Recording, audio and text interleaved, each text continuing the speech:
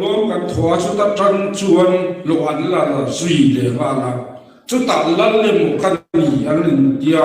lal ni an na to ni ka soya ka thin lunga na zok hi chu lal pa thin lunga na a lo mai tok mai ro lal pa thin lung hi ana ni ti chuan an ti tur e ni sana fati ko ne na kanin biang na soi ka tuma anti tu kan soi le lok tiang pastor ti tu chu amma sabira chuan biak in song song ni an phiat fai tak chi tu ra ni tu tin pani na thu theng song song le pulpit song song ni amo ina no tle lak tu ra ni cho i lo fa ani ki se tu ra ni cho mình nuôiเลยà, tùy tiện trôi ngắt tu rồi nè, câu sản của bà tên ăn xua yang à pastor chuan tùy này lòng lao vin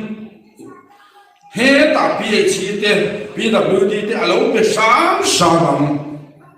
chút tiền tu cho đi cắn chia lộ anh nè, anh ấy nghe cắn một tiền thấy tên rồi mình bùi coi cắn một lê cú lụt qua pastor mu dan ko kan thiam to lo kan ta lan to lu tuwa hei wang yen mi pui sem muna kan no lu ton ni o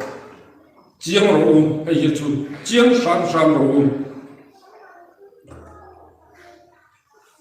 mani an bia chu ma sim to te lung ne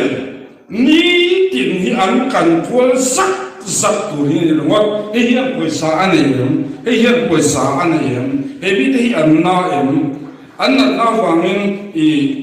dang do ina an kal thei lo em poisa kha a kon ji zat tu hi lo mai ni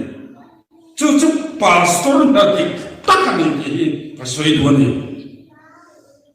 lan pan min sila chiang lu tukin min sila mà sẽ có soi đủ ngay rồi mà sẽ có một cái áo voi ni lệ na hiện chuan mo bạc khát mà hi sẽ có tung chỉ chết rồi anh đi đang tu đi tắc thì cái soi mình sẽ đón anh đi nó tắc cả chuan chọc cái đào la khi anh ấy rồi pastor nó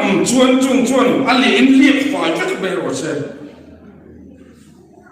anh thằng chết khao đủ kan chora lo man ni ngei ngam dip de